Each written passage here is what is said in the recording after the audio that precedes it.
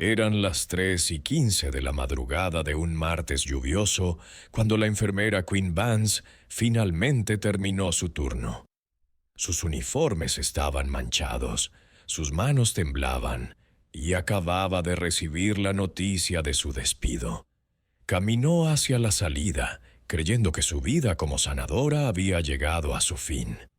Pero nunca llegó al aparcamiento.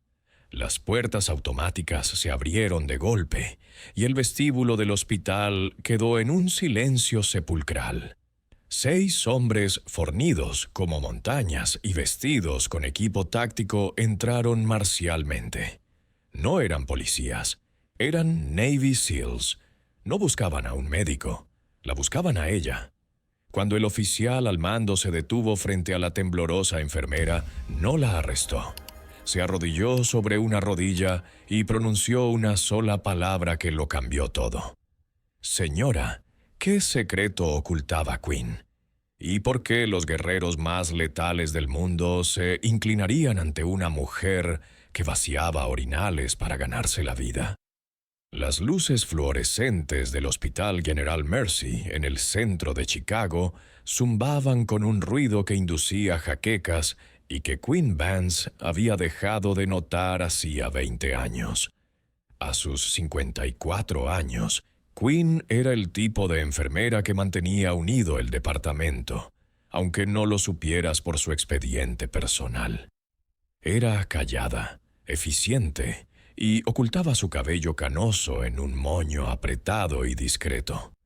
Era la que sostenía las manos de los pacientes moribundos cuando sus familias no podían llegar a tiempo. Era la que limpiaba los desastres que los residentes dejaban atrás. Pero esta noche, Queen no era una heroína.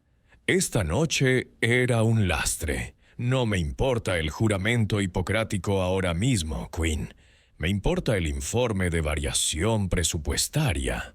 La voz pertenecía a Marcus Sterling, el recién nombrado jefe de administración del hospital. Tenía 32 años, vestía un traje que costaba más que el coche de Queen y nunca había tocado a un paciente en su vida. Estaba en la abarrotada sala de descanso, bloqueando la puerta, tocando una tableta con un dedo impaciente y bien cuidado. Queen se sentó en el sofá de vinilo, con los hombros caídos. Estaba agotada.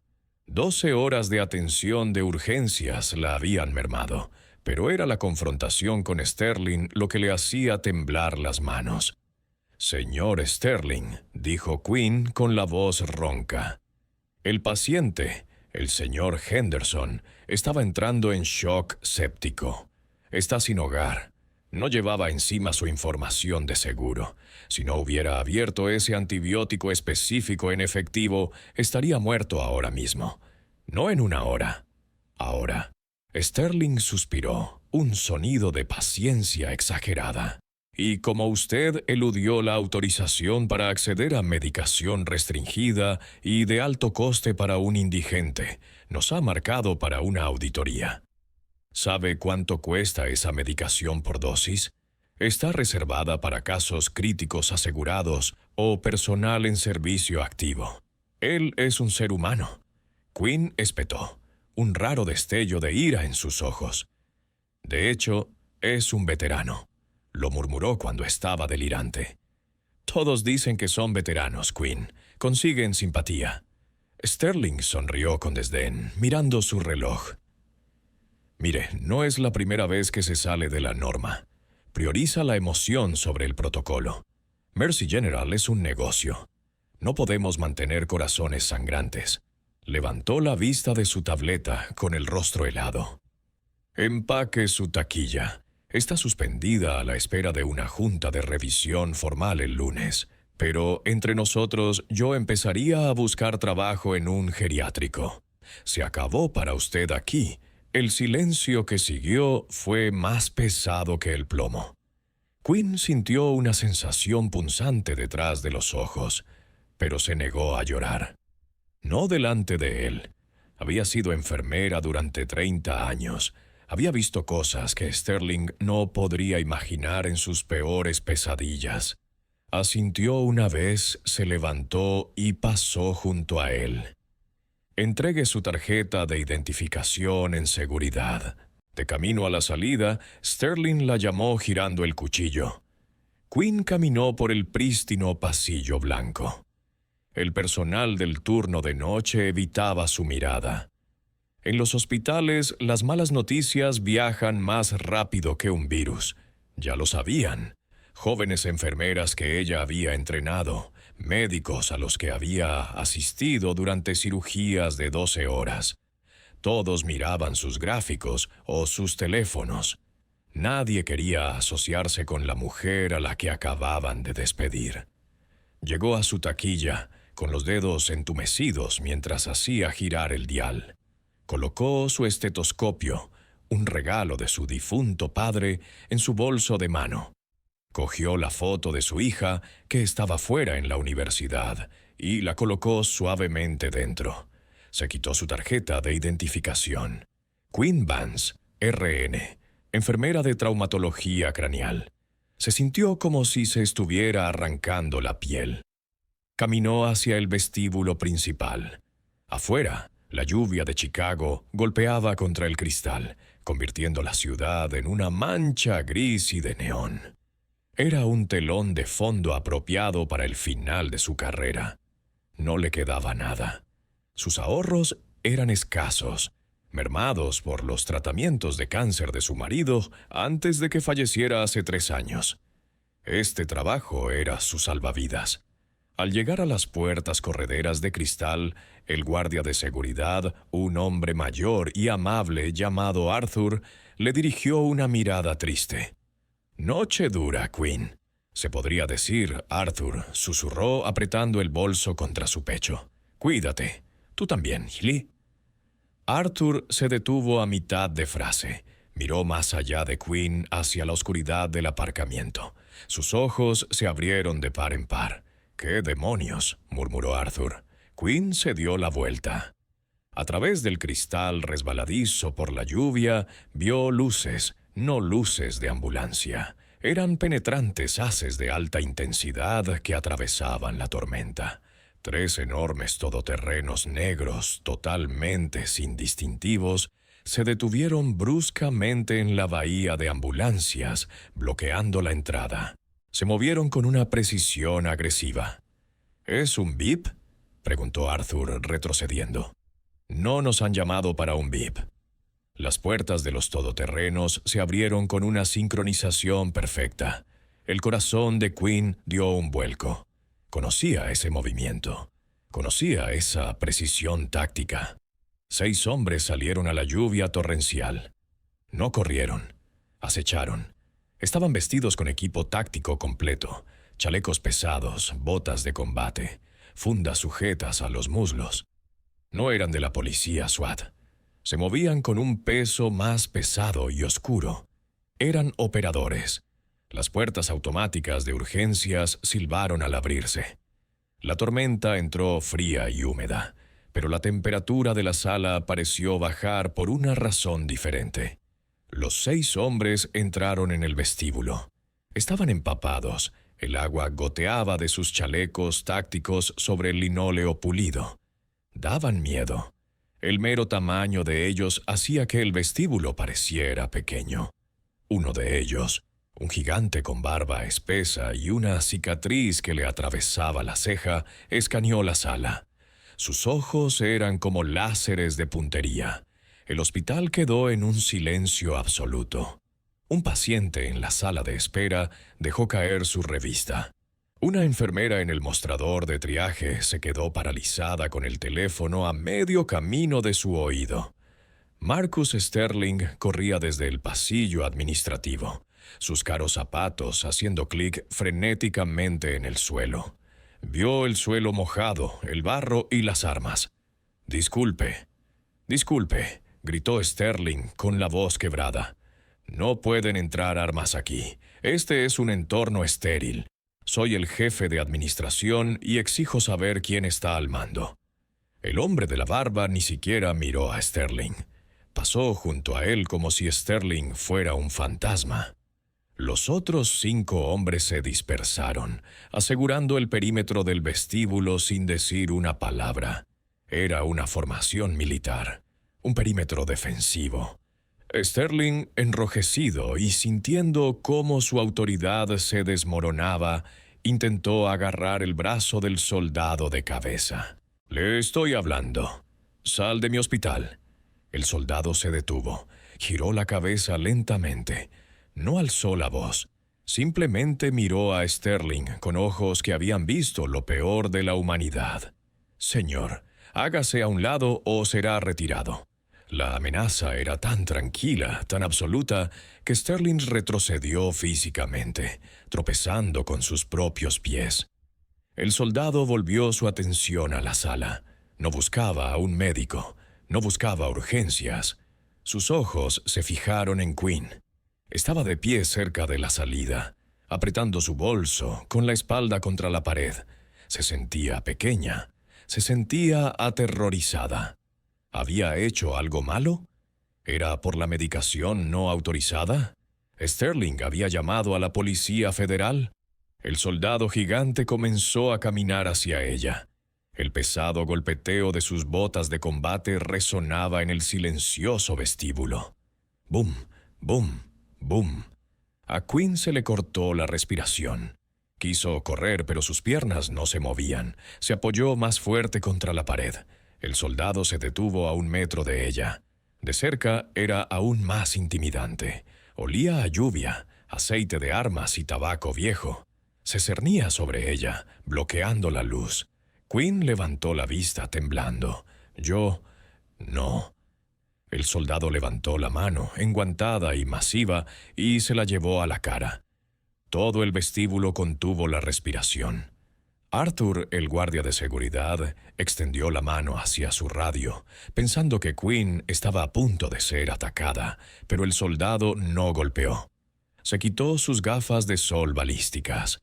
Sus ojos eran de un azul penetrante, y mientras miraba a Quinn, la dureza en ellos desapareció, reemplazada por una emoción que parecía dolorosamente admiración. «Señora». Su voz era profunda, áspera y lo suficientemente alta para que todos la oyeran. Y entonces ocurrió lo imposible.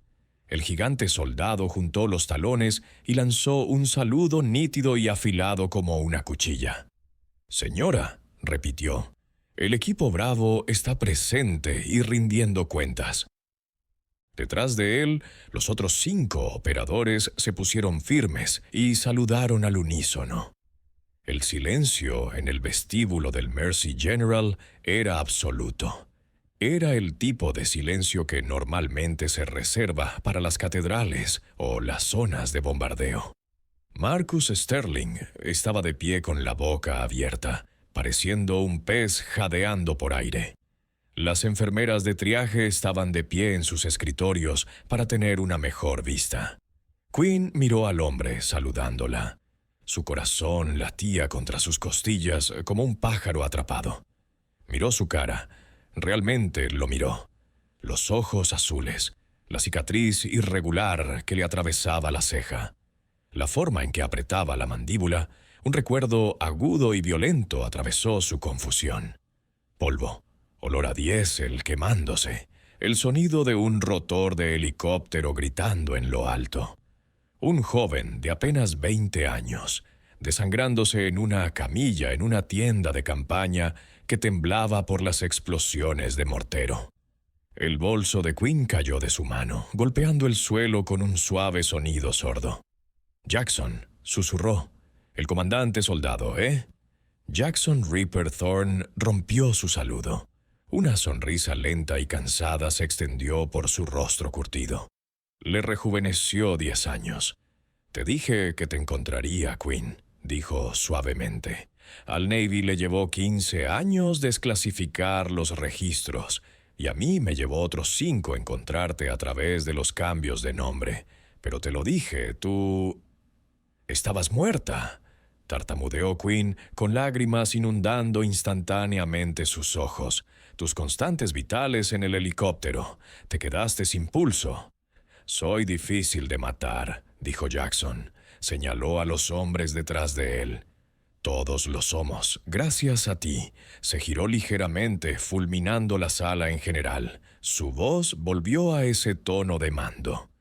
¿Se está procesando a esta mujer para su baja? Sterling, sintiendo un cambio en la dinámica de poder, pero demasiado arrogante para leer la sala correctamente, volvió a dar un paso adelante. Se alisó la corbata. «Está siendo destituida por mala conducta grave», anunció Sterling, intentando recuperar el control. «Robó propiedad del hospital y no me importa quién seas. Esto es un asunto privado. Está invadiendo propiedad». Jackson se giró hacia Sterling. La sonrisa había desaparecido. El depredador había vuelto. «¿Destituida?» Jackson repitió la palabra como si le supiera a veneno. «Sí, despedida», dijo Sterling. «Es un lastre». Jackson se rió.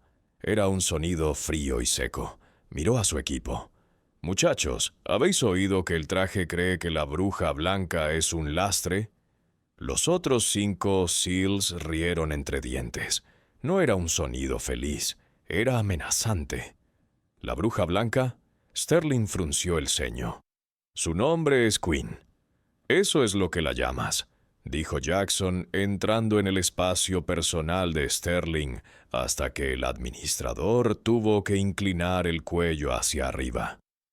En el Hindu Kush, en el valle de Corenal, en lugares que ni siquiera sabes que existen, la llamábamos la bruja blanca porque solo la magia podía resucitar a los hombres de entre los muertos como ella lo hacía. Jackson se giró de nuevo hacia Quinn. Vio sus manos temblorosas, vio el miedo, vio el bolso barato con su vida dentro. Su expresión se suavizó con una ternura desgarradora. «Quinn», dijo, «no solo vinimos a saludar, vinimos porque tenemos una deuda de vida». «Jackson, yo solo estaba haciendo mi trabajo», dijo, secándose los ojos. «Yo era solo una enfermera voluntaria de la Cruz Roja. Ni siquiera se suponía que estuviera en ese sector». «Ese es exactamente el punto», dijo Jackson. «No se suponía que estuvieras allí. Pero cuando ocurrió la emboscada, cuando el equipo de extracción estaba atrapado, tú no huiste. Viniste por nosotros». Miró su reloj. «Tenemos un transporte esperando. Pero no nos iremos hasta que resolvamos esta falta de respeto». Jackson miró a Sterling. «¿Dijiste que robó propiedad del hospital?» «Sí, antibióticos caros», chilló Sterling. «¿Cuánto?», le preguntó Jackson metiendo la mano en su chaleco táctico. Sacó un grueso fajo de billetes de $100, unidos por una goma elástica. Era dinero de contingencia de misión.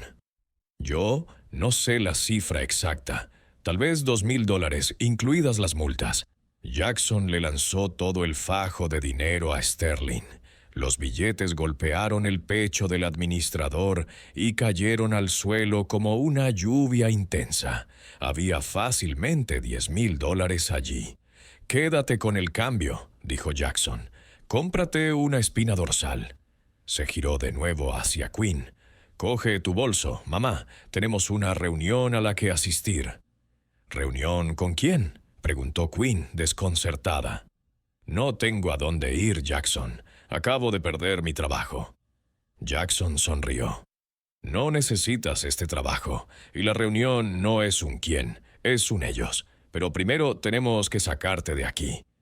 Pero antes de irnos, hizo una pausa, mirando al guardia de seguridad, Arthur. «Arthur, ¿verdad?». Arthur asintió con los ojos muy abiertos. «Sí, señor». «Fuiste el único que la miró con respeto cuando entramos», dijo Jackson. Metió la mano en el bolsillo y sacó una pesada moneda. Una moneda de desafío grabada con un tridente dorado. Se la apretó en la mano a Arthur. «Si alguna vez necesitas algo, cualquier cosa, llama al número que está en el reverso de esa moneda». Arthur miró la moneda, luego a Quinn. «Adelante, Quinn. Creo que estás en buenas manos». Quinn miró a Jackson, luego a Sterling, que estaba de rodillas. rebuscando para recoger el dinero. Miró al hospital que la había agotado durante 20 años. «Está bien», susurró. «Formación», ladró Jackson. Los SEALs rodearon a Quinn instantáneamente. Era una formación de diamante, el tipo que se usa para proteger al presidente o a activos de alto valor. Quinn estaba en el centro, moviéndose. La sacaron a rastras del hospital bajo la lluvia y la condujeron a los todoterrenos negros. A medida que el aire frío le golpeaba la cara, la mente de Quinn comenzó a divagar. La adrenalina del momento estaba abriendo puertas en su memoria. Había soldado hace años. La lluvia en Chicago se desvaneció. El hormigón gris se convirtió en arena roja. Flashback 2004. Provincia de Kandahar, Afganistán. Quinn tenía 34 años. Entonces no era una enfermera de urgencias. Era voluntaria de Médicos Sin Fronteras, destinada en una pequeña clínica protegida cerca de un pueblo que se suponía que era una zona verde segura. Era ingenua. Pensó que podía salvar el mundo con vendajes y amabilidad. Estaba lavando instrumental en la tienda de esterilización cuando ocurrió la explosión. No fue un mortero. Fue un IED, uno masivo. Hizo temblar la tierra con tanta fuerza que Quinn salió volando contra una estantería de bandejas de acero. Las alarmas empezaron a sonar. baja masa entrante», gritó el comandante del campamento por megafonía. Todo el personal médico a la sala de triaje. Esto no es un simulacro. Quinn corrió. No cogió casco. No cogió chaleco. Solo corrió hacia el humo que se elevaba de la puerta del convoy. Los camiones chirriaban, los neumáticos destrozados, los agujeros de balas salpicaban los laterales. Pero no era una patrulla normal. Era un equipo fantasma. Operaciones especiales, operaciones encubiertas. No existían en el papel y fueron masacrados. Hombres eran arrastrados de la parte trasera de un Humvee. Había sangre por todas partes. Era un matadero. «Necesitamos un cirujano», gritó un soldado sujetándose los intestinos con una mano. «El comandante, traigan al comandante». Quinn miró a su alrededor. El médico del campamento, el doctor Ferris, estaba paralizado por el shock, mirando una extremidad cortada en el suelo. Estaba catatónico. Quinn lo agarró por los hombros. «Doctor, tenemos que operar». El doctor Ferris negó con la cabeza. Demasiado daño. No podemos salvarlos». Quinn miró al soldado en la camilla. Era Jackson. Apenas tenía 20 años. Tenía la garganta cortada, metralla en el pecho. Su pierna torcida en un ángulo imposible. Se ahogaba en su propia sangre. Miró a Quinn. Sus ojos eran azules. Aterrorizado, intentó hablar, pero solo le salieron burbujas de sangre. Quinn sintió un interruptor que se activaba en su interior. El miedo desapareció. Una resolución fría y dura ocupó su lugar. Apartó al doctor Ferris. «Quítese de mi camino», gruñó. Se giró hacia el ordenanza. «Prepara el quirófano, me voy a lavar». «Usted», balbuceó el ordenanza. «Usted es enfermera, no puede realizar cirugía». Quinn miró al chico moribundo. «Jackson, mírame», dijo. Flashback continuado. Provincia de Kandahar, 2004.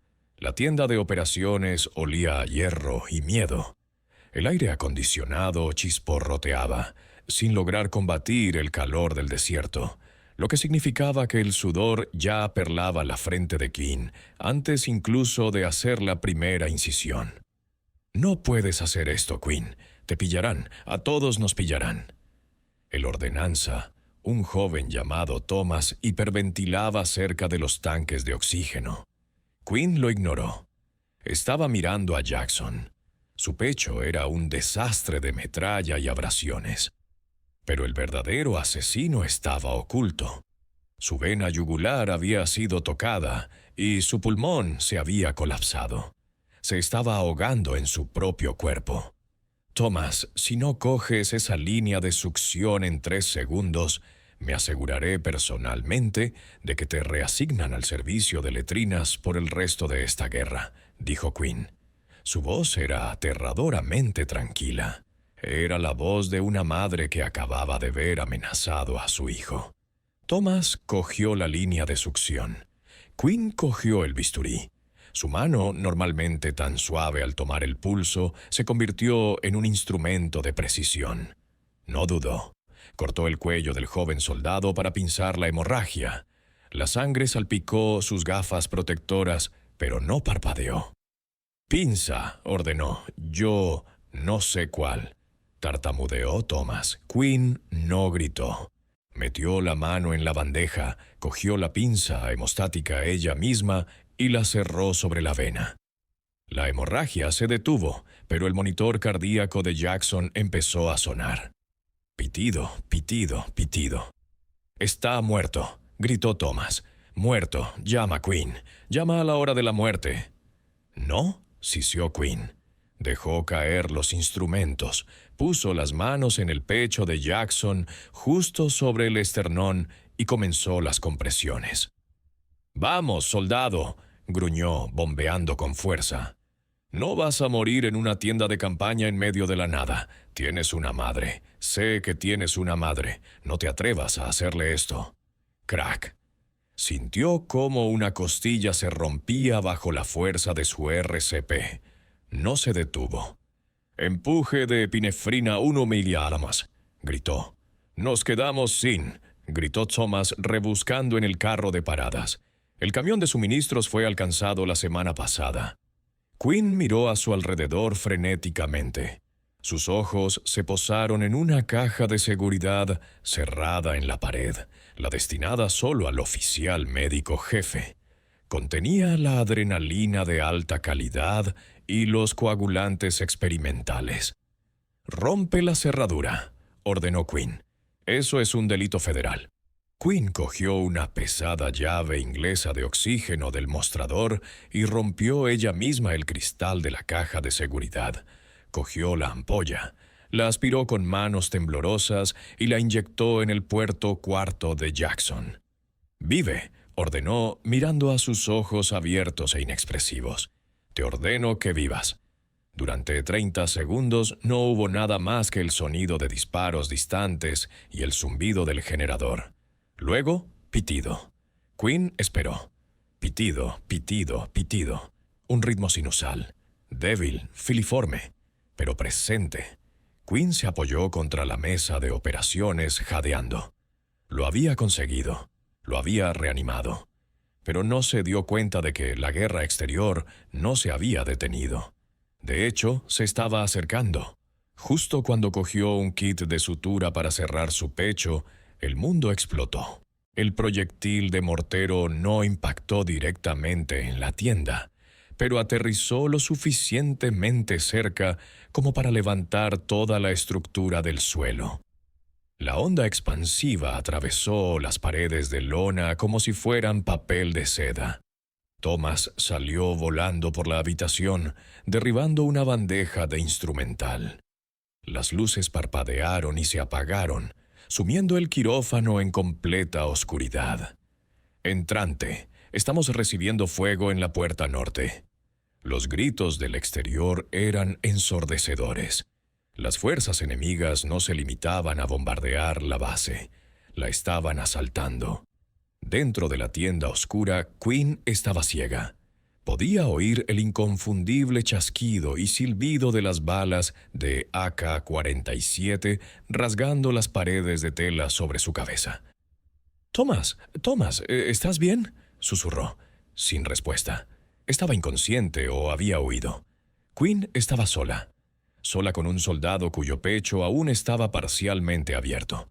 Palpó a ciegas en la oscuridad hasta que sus dedos rozaron el frío metal de una linterna.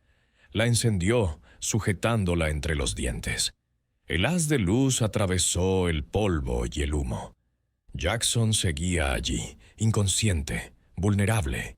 Otra explosión sacudió el suelo, esta vez mucho más cerca. Tierra y metralla llovieron sobre ellos. Quinn sabía lo que tenía que hacer. El protocolo dictaba que en un escenario de asalto a la base, el personal médico debía evacuar inmediatamente al búnker reforzado. Los pacientes que no pudieran caminar debían ser abandonados. Era un frío cálculo de guerra, salvar lo salvable. Quinn miró la salida del búnker y luego a Jackson. «Hoy no», susurró. Agarró un pesado chaleco Kevlar que un guardia había dejado en una silla ese mismo día. Le pesaba demasiado, pero la adrenalina le dio fuerzas. No se lo puso ella misma. Lo colocó sobre la parte superior del cuerpo de Jackson. Luego se subió a la camilla. Curvó su cuerpo sobre el suyo, usando su propio cuerpo como escudo humano. Cubrió su cabeza con los brazos, enterrando su rostro en su cuello. «Por favor, Dios», rezó con la voz temblorosa. «Protégelo.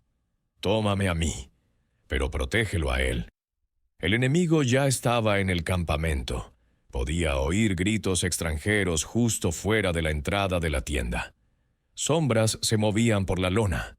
El haz de una linterna barrió la tienda, pasándoles a centímetros. Quinn contuvo la respiración.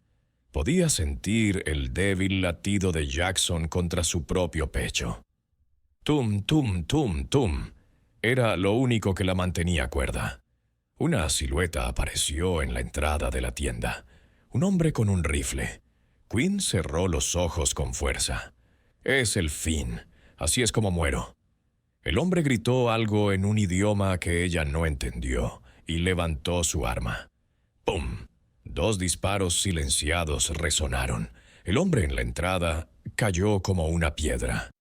Izquierda despejada, derecha despejada. Voces americanas. 3 figuras con gafas de visión nocturna irrumpieron en la tienda.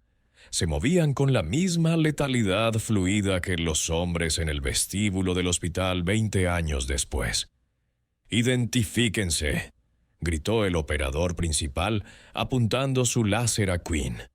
«¡Enfermera!», gritó Quinn sin moverse de su posición sobre Jackson. «Soy enfermera. Está crítico.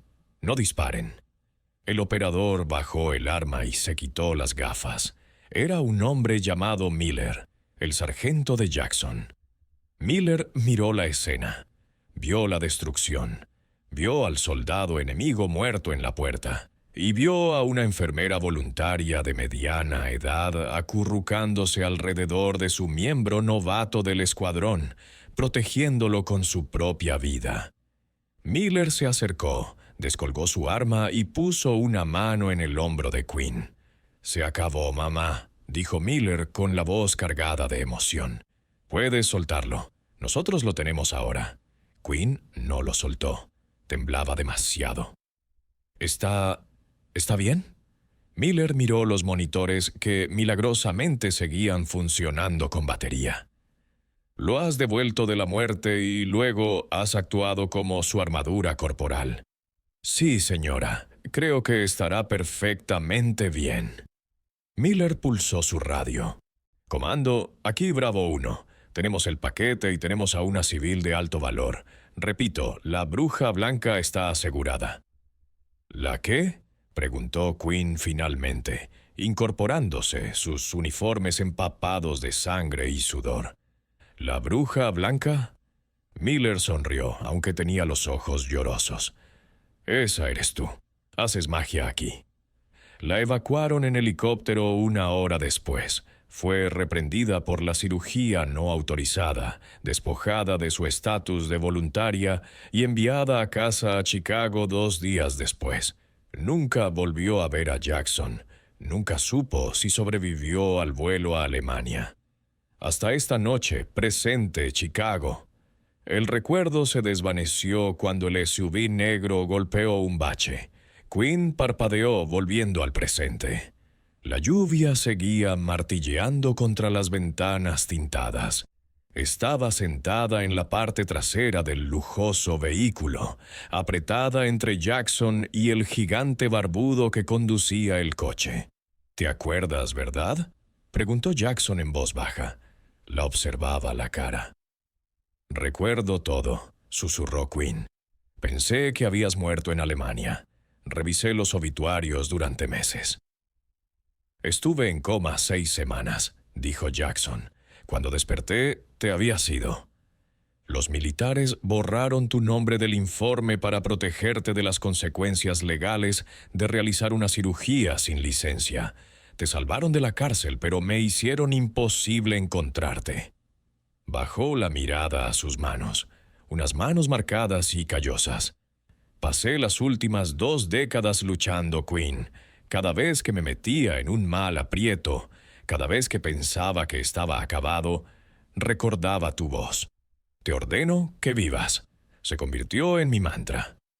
Quinn esbozó una sonrisa triste y cansada. «Me alegro de que estés bien, Jackson.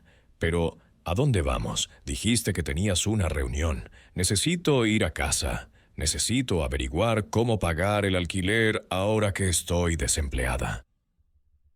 Jackson intercambió una mirada con el conductor. El conductor, cuyo distintivo era diminuto a pesar de medir casi 2 metros, accionó un interruptor en el salpicadero. «No te llevamos a casa, Quinn», dijo Jackson con seriedad. «Y no estás desempleada». Quinn sintió un pico de ansiedad. «¿Qué quieres decir?» «El despido de Sterling fue lo mejor que pudo haber pasado», dijo Jackson, «porque si no lo hubiera hecho, habría tenido que secuestrarte». El coche aminoró la marcha. No estaban en un barrio residencial. Se acercaban a una pesada puerta de acero coronada con alambre de espino. Un cartel decía: «Área restringida, propiedad del gobierno de EEUU, prohibida la entrada». 2 guardias armados salieron de una caseta. Vieron la matrícula y abrieron inmediatamente las puertas sin pedir identificación. «Jackson», la voz de Quinn temblaba. «¿Qué es esto?» «Este es el anexo militar privado del aeropuerto O'Hare», explicó Jackson. «Hangar 4». El SUV entró en la pista. Un enorme avión Gulfstream, pintado de negro, mate sin marcas, esperaba con los motores en marcha. El coche se detuvo. Jackson se giró hacia Quinn. Su expresión ya no era la mirada suave de un amigo reunido. Era la mirada intensa y concentrada de un comandante de misión. «Quinn, necesito que me escuches muy atentamente», dijo. «El equipo trabajamos en las sombras ahora. Manejamos problemas que el gobierno no puede admitir que existen. Tenemos las mejores armas, la mejor inteligencia y la mejor financiación». Hizo una pausa. «Pero no te tenemos a ti». «Soy solo una enfermera, Jackson. Tengo 54 años. Me duelen las rodillas cuando llueve. No soy una soldado».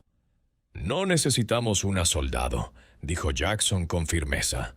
«Tenemos suficientes tiradores. Necesitamos una curandera que no tenga miedo de romper las reglas. Necesitamos a alguien que valore la vida más que el protocolo». Abrió la puerta del coche. El rugido de los motores del jet irrumpió en la cabina. «Tenemos una situación», gritó Jackson por encima del ruido. «Una situación que requiere discreción. Tenemos una baja. Los hospitales convencionales no son una opción. Si va a una sala de urgencias normal, será arrestado y la misión fracasará. Necesita cirugía esta noche». Quinn miró el jet. Miró su bolso que contenía su foto de su hija y su estetoscopio. «¿Quién es el paciente?», preguntó. El rostro de Jackson se ensombreció. «¿Recuerdas a Miller, el hombre que nos encontró en la tienda?» Quinn asintió. «El sargento, ahora es general», dijo Jackson, «y ha recibido 2 disparos en el pecho. Está en ese avión. Tenemos una suite quirúrgica móvil completa a bordo. Pero nuestro médico de campo está muerto, y los médicos de la agencia son muy conservadores. Quieren estabilizarlo y transportarlo. Miller dice que no, dice que quiere a la bruja blanca. Quinn sintió el peso del momento. Podía marcharse, podía pedirles que la llevaran a su apartamento tranquilo y solitario. Podía buscar trabajo en un hogar de ancianos. Sería seguro. Sería fácil. O podía subir a ese avión. Miró a Jackson. Él la miraba con la misma desesperación que hacía 20 años, aunque esta vez era él quien la salvaba. Quinn respiró hondo. Metió la mano en el bolso y sacó su estetoscopio. Se lo colgó al cuello. Se sentía pesado y reconfortante. «Bueno», dijo con la voz fortaleciéndose, «no deberíamos hacer esperar al general». Jackson esbozó una sonrisa de victoria, una sonrisa lobuna.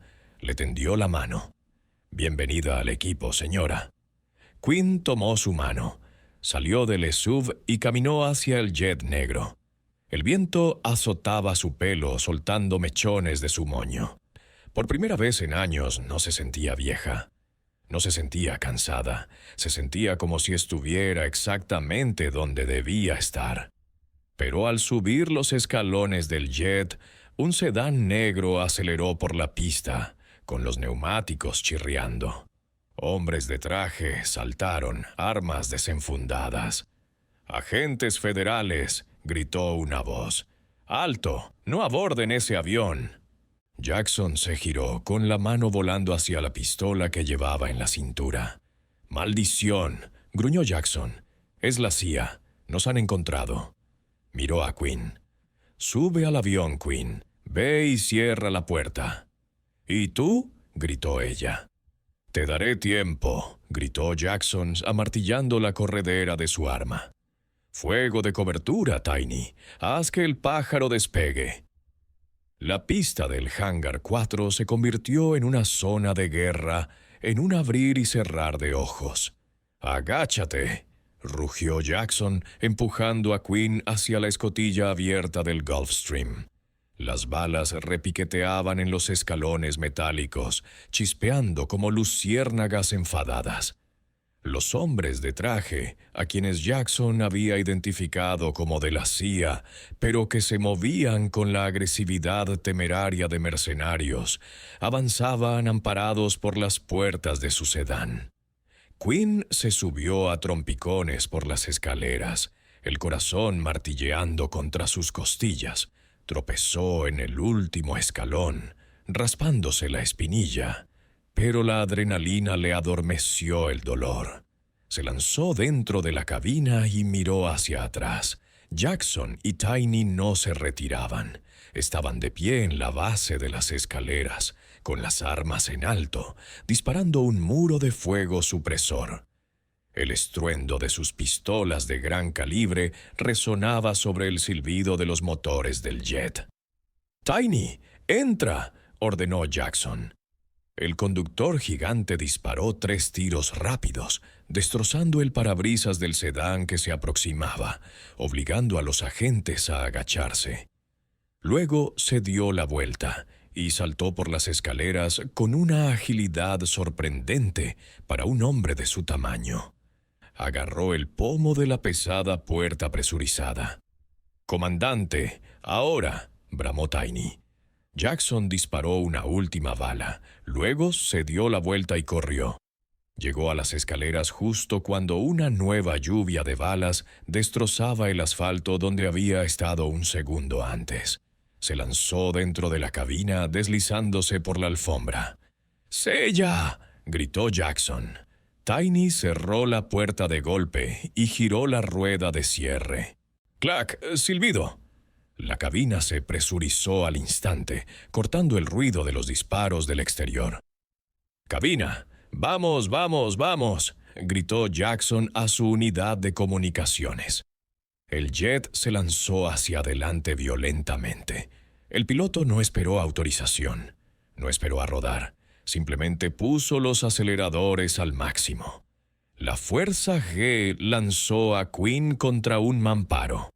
El avión rugió por la pista, girando bruscamente a la izquierda, incluso antes de que las ruedas se hubieran retraído por completo, para evitar el fuego entrante desde el suelo. «¿Estamos tocados?», jadeó Quinn, agarrándose a un asiento de cuero para mantener el equilibrio.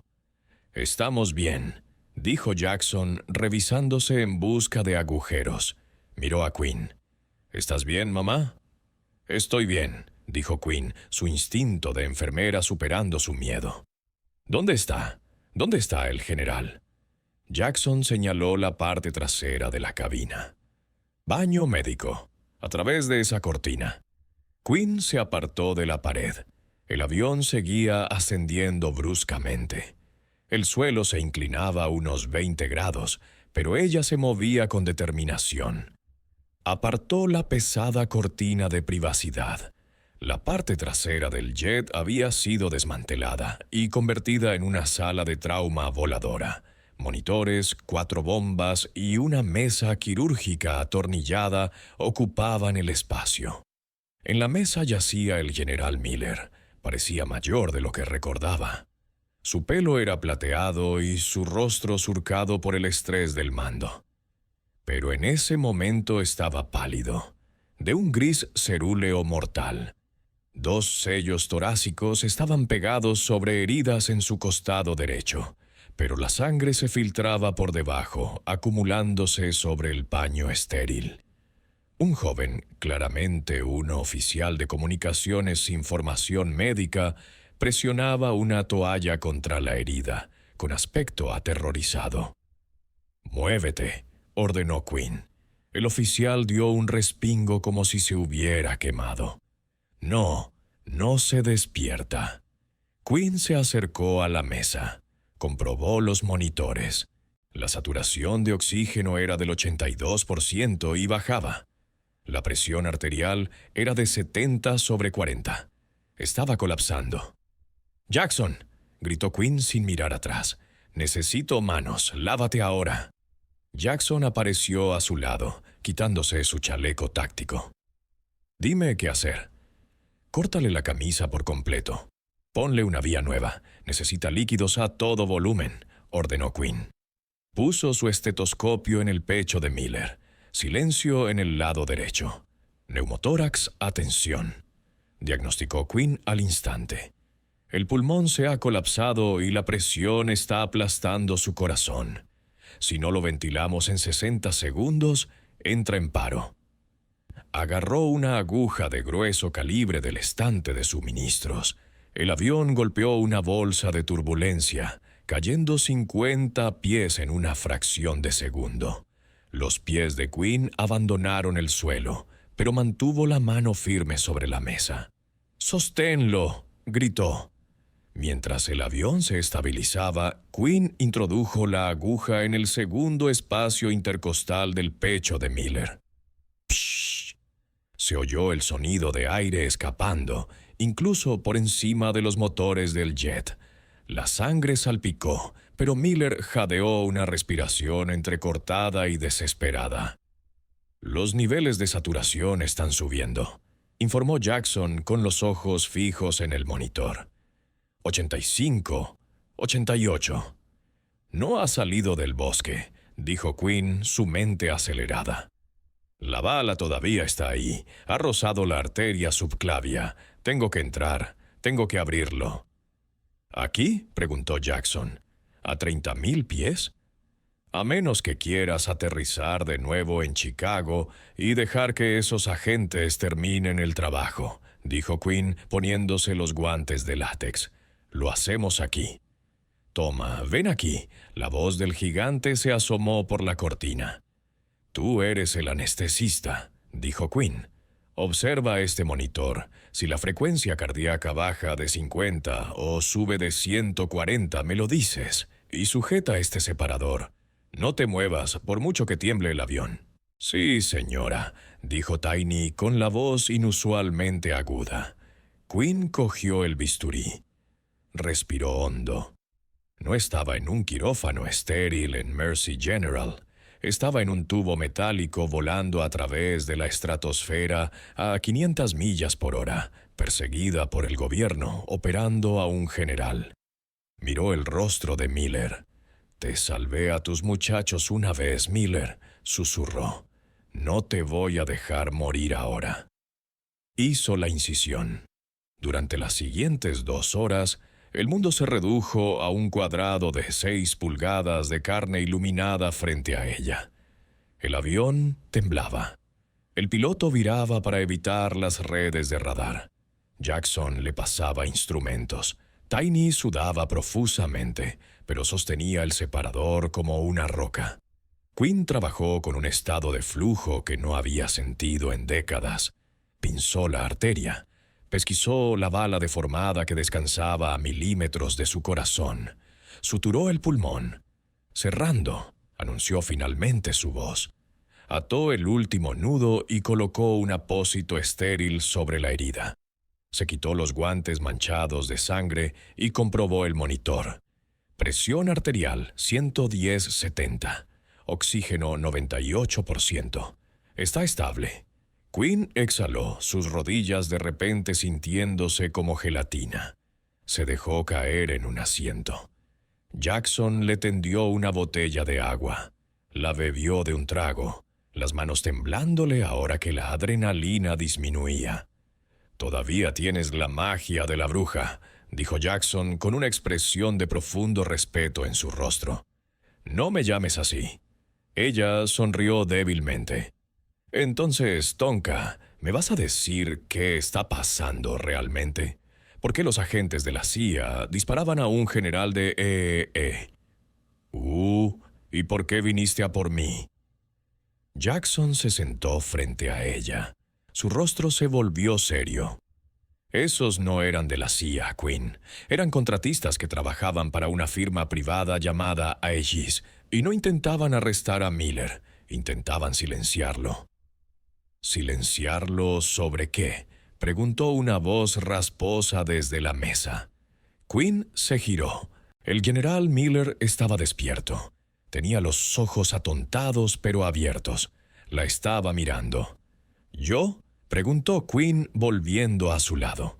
«General, no debería hablar». «Tengo que hacerlo», siseó Miller.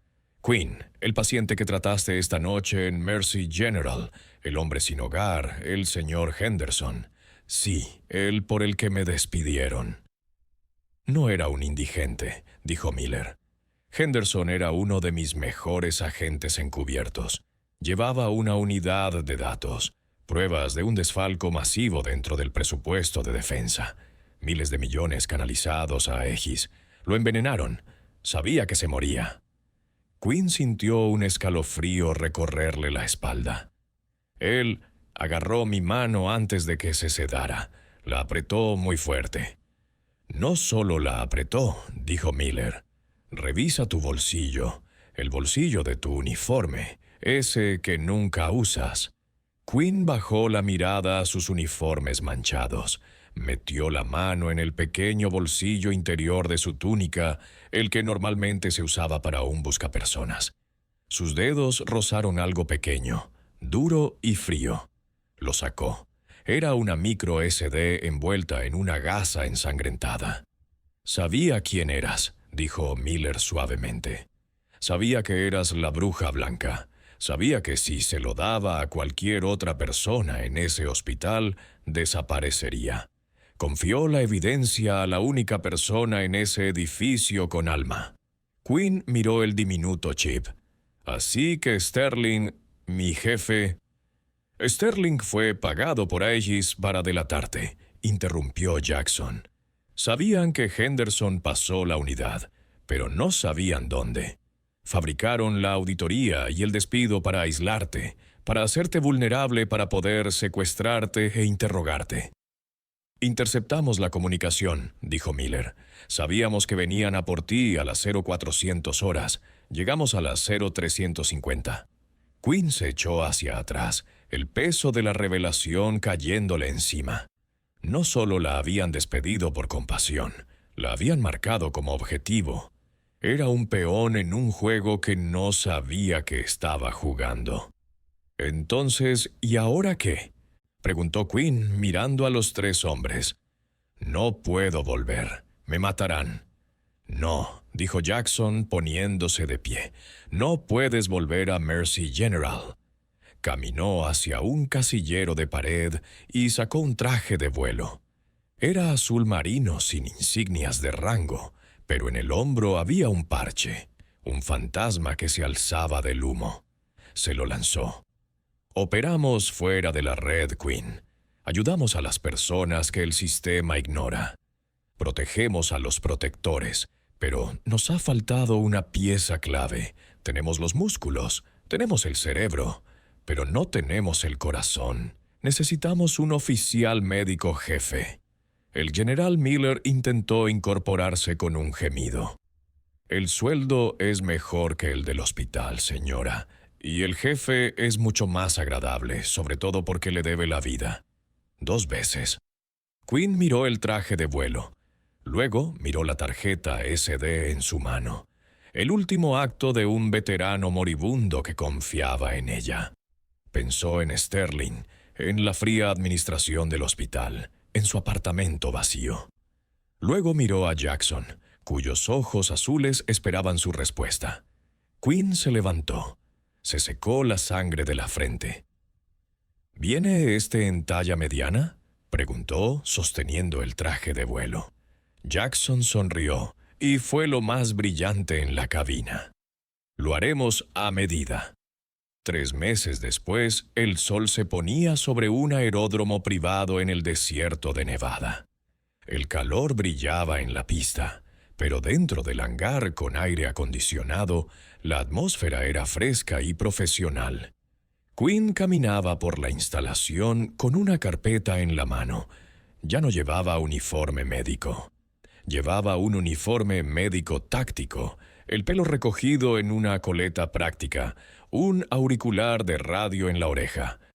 Equipo 3, revisen sus monitores de constantes vitales. Están demasiado altos en la prueba de estrés.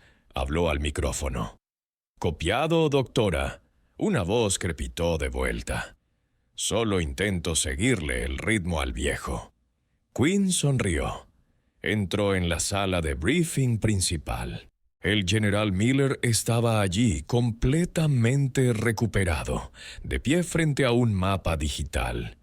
En un rincón, Jackson afilaba un cuchillo de combate. ¿Estado?, preguntó Miller al entrar Quinn. El equipo está en verde en todos los frentes, informó Quinn.